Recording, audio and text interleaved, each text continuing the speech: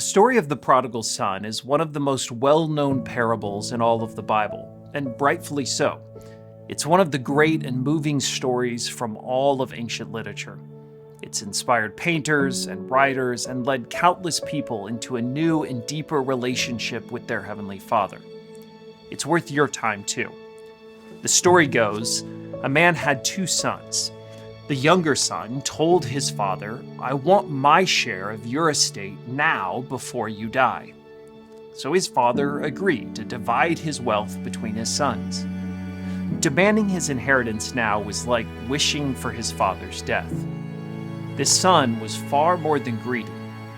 He showed absolutely no interest in his father or concern for the pain he was inflicting on his family. He took his money fled to pursue his own life, his own way, and at his father's expense. But eventually, that money ran out. Jesus explained, a great famine swept over the land, and he began to starve. He persuaded a local farmer to hire him, and the man sent him into the fields to feed the pigs. The young man became so hungry that even the pods he was feeding the pigs looked good to him. But no one gave him anything. For Jews who refrained from any association with pigs, this was rock bottom. Surely none of this was his plan when he set out from home with his pockets full of money. Now, he couldn't afford even to eat. So he devised a plan. At home, even the hired servants have food enough to spare, and here I am dying of hunger. I will go home to my father and say, "Father, I have sinned against both heaven and you, and I am no longer worthy of being called your son. Please take me on as a hired servant." Humiliated and desperate, he returned home. His plan was to work as a servant on his father's estate. What chance did he have to still be a son who had demanded his own way and wished his father dead? But while he was still a ways down the road, probably revising in his head just how he would pitch the plan, he recognized his father's figure running towards him. Jesus explained, filled with love and compassion, he ran to his son, embraced him, and kissed him. His son said to him, "Father, I have sinned against both heaven and you. I am no longer worthy of being called your son."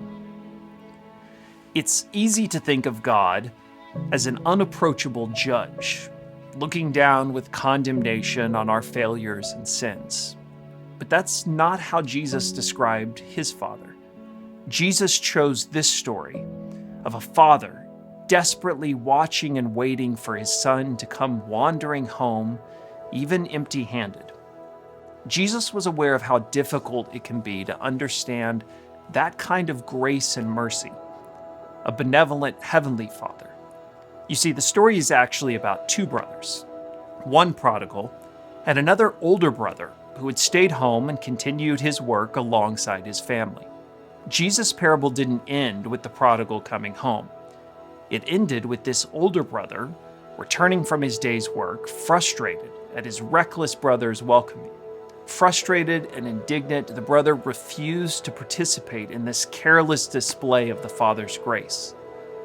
The story closes with this older son stuck, refusing to come inside and celebrate, refusing to accept grace. I think Jesus understood that we can hear stories of God's grace showed upon others and find it difficult to accept that grace upon ourselves. While the self-righteous older brother refused to participate, the prodigal received what he never could have imagined. The love and generosity of his father shattered any request the prodigal might have previously worked up. All he could do was fall into his father's arms. His father threw a celebration. He butchered the prized beef and wrapped his son with royal family robe. "This son of mine was dead and has now returned to life. He was lost, but now he is found." So the party began. What do you make of God's grace? Is it too much? Too reckless? Does it ruin your plans and your expectations? Is it a threat to the work you've been doing? the responsibility you've shown? Or can you, like that prodigal, let go of your plan and receive the far better thing our Father is longing to offer you? Listen.